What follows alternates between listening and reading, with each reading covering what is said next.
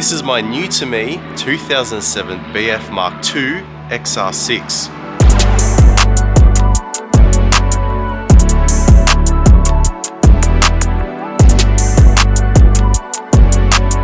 Now it's actually kind of a bit of a funny story about how this thing came about. I initially was going to go buy an AU and I started filming a video on trying to search for an AU Falcon.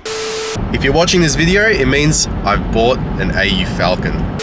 I figured like I owned an AU before, it was a good daily, and I'm like, why not just get another one? Because I liked it, right? So I went and checked out two. I went to Moe first. I got out of the car, I looked at it for 40 seconds, I shook the guy's hand, I'm like, sorry mate, this thing is just way too clapped. That thing was an absolute piece of shit. Then I went to Dandenong, found another one, it looked good, but it drove very subpar. And then I gave my mate a call, he owns a car dealership, and I'm like, hey bro, I'm looking for a Falcon, do you have any? And this is my budget. And he goes, I've got one, but it's a little bit above your budget, but come check it out anyway. And I'm like, all right. So I went and checked it out. Never really driven a B series before. I've only ever driven one B series, and that was a XR6 turbo manual. This one, not quite a turbo or a manual, but we'll get into the nitty-gritty details in a moment. So walking over the outside of the vehicle, all right, we got some super cheap auto alloys. Don't worry, they're getting replaced with stockies. We got an eBay bonnet protector. I actually kind of rate this. For a car with this many kilometers, I'll reveal how many kilometers it has. It's actually in a really good nick. There's not too many dents. It's got a couple of, little ones, a couple of scratches here and there, but I do a lot of kilometers for my job, like 2,000 to 3,000 kilometers a week. So I need a car that sits on the highway comfortably, and that's why I decided to get a Falcon. Because normally a Falcon would not be a very good daily because of how uneconomical they are on fuel. But on the highway, they're not too bad. So this is a BF MKII. Not really sure of the difference between a Mark I and a Mark II, but it's got the XR6 side skirts, front and rear bumpers, the spoiler, that's all intact. Bit of rust on the boot, nothing crazy, just a bit of surface rust. It's got an X-Force catback. Sounds like shit. Yeah. Couple more scuffs there. Looks like it's been reversed into a pole or something. Peeling tint, of course. Gotta have that. These wheels are horrid. I gotta get rid of them. But I kind of impulse bought this thing. And I'll show you the biggest reason why I don't know if I'll keep this car around long term. I'll show you now. So we'll head inside. Everything in the interior is actually in really good condition, apart from the headliner. I'm gonna get that done. It's got 263,000 kilometers. As far as I'm concerned, it rolled off the Campbellfield production line yesterday. All the cup holders are intact. The ICC and everything is intact. It's got this head unit, but I'm sure you can see the elephant in the room. And it's got a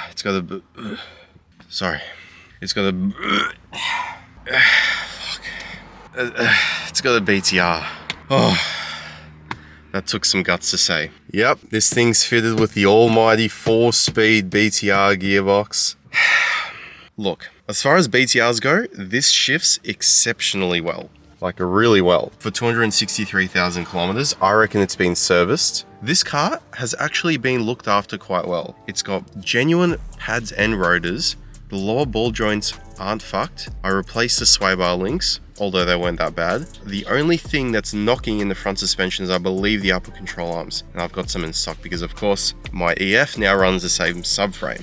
The AC blows icy cold. The heater will melt steel beams. The steering wheel, not in bad condition either. It's got a bit of leather that's coming off there. The Ford badge is faded, but I'm pretty sure this was owned by a chick before it was traded into my mate's dealership. And she was on P-plates because there's like markings here from where the P-plate like suction cup was. That gives me some confidence because it doesn't look like it was abused. The diff pushes aren't even bad. Like there's no knocking or thumping or anything like that. But this BTR, my God, whoever bought this car brand new, why the fuck did you not get a ZF? Like seriously, it's a BF MKII. The ZF would have been out for a few years by then. They came out in BF Mark I's in 2005. This is 2007, and whoever bought this car decided to option it with a BTR. Like, come on. So I've got a couple of options, right? I really like the way it drives. I can either keep it for a few months, sell it, buy a ZF, or ZF swap this. I'm not really too sure of the in and outs of how to ZF swap. If you guys know, please leave some information in the comments, because I'd love to know. Otherwise, let's check under the bonnet. So another issue that this car has, which is pretty common, again, the first thing I noticed, the reason why I'm like, I gotta, I probably should buy this car, is because it was really looked after well. Like, look at the coolant bottle, look at the coolant. It's got a genuine coolant bottle, not Dayco or anything. Look at the cap on it. It says Ford, right? The timing cover isn't even leaking that bad. The only thing that doesn't inspire a lot of confidence for me is it had all these like chrome dress up pieces. It had it on the fuse box, had it on the ECU. I ripped that off straight away. The only thing that's gone wrong in the like 5 days I've owned this car were 3 out of 6 coil packs were cracked, so it was misfiring.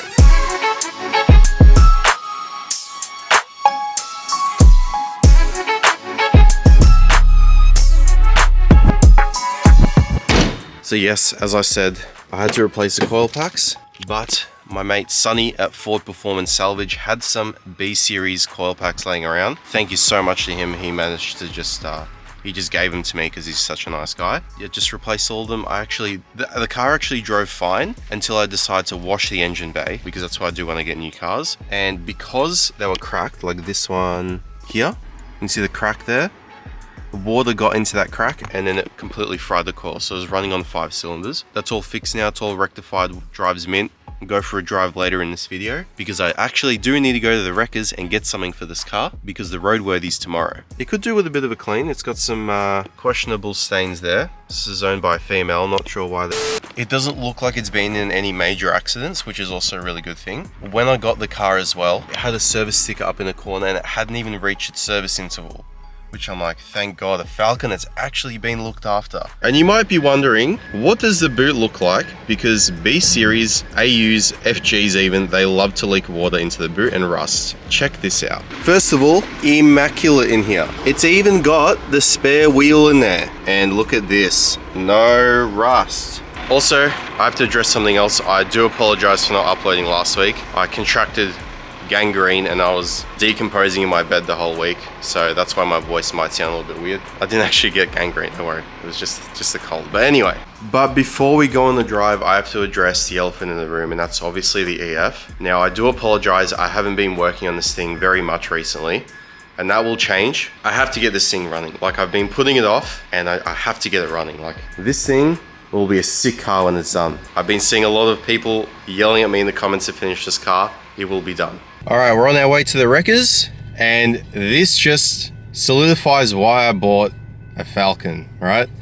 This seatbelt I took apart in probably 0.1 milliseconds, give or take, plus minus 1 millisecond. The only tool you need is a 1/2 inch ratchet, a 10 mil, a Phillips head, and a T50, and that's it to the seatbelt. Overall, this car drives really well. It's got, like I said, a couple of knocks in the front. I should probably let you guys know how much I paid for this thing. So, I paid 3.5 grand for this thing, which isn't super cheap, like full clapped spec BF. It's like, I bought it with rego, so that really helps me. I don't have to take it to the pits here in Victoria. But I think 3.5 grand is below market value for this thing. I could probably get rid of it for like 5, maybe 6 grand if I sell with a roadie. Obviously, if this was ZF, 7-8 grand car all day. All right, we are out here at Imlax and we're beelining straight for the Ford section. You guys wanted more Fords? I'm giving you more Fords. I bought a Ford. I'm going to the Ford section at the wreckers. Beautiful.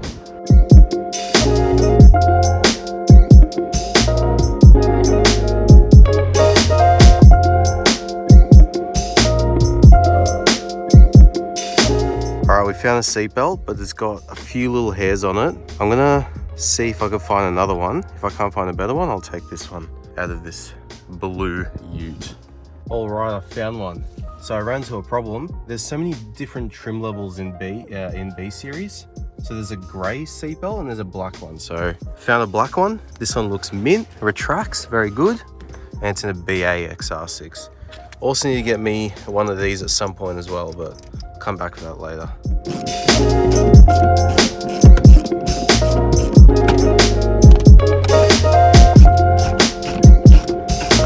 Got myself a seatbelt, very good. Now I'm gonna grab an oil cap because I've got some shit AliExpress metal one on there and you like brand yourself every time you touch it. I could take this headliner for sure. It's actually mint. It'd probably cost the same for me to just get mine redone, but... And this is what the BF looks like in its final form. Took the shit wheels off. Got some BF XR6 stockies. The tires are the wrong size though. They're very tall, looks a bit strange, but I took it to Maryborough yesterday. I was working there yesterday. Drives fantastic on the freeway. Even with that exhaust, it is dead quiet. I'm really surprised, honestly. Honestly, I kind of expected it to drive really good, but I didn't expect it to drive as good as it did. There's obviously a couple of things I'm going to do to this car. I don't think I'm going to be doing a full build on this. Well, in fact, I'm not, because it's just a daily, but I'll fix up a couple of things. You know, maybe paint the mirror cut, give it a polish because the paint looks like it's satin white instead of a winter white. But you B-Series owners, if you got any tips and tricks of how to improve this thing on the cheap, please leave your suggestions in the comments. I'd love to know. But otherwise, hope you guys enjoyed the video. Hope you guys like the new car. I'll see you in the next one. Take it easy.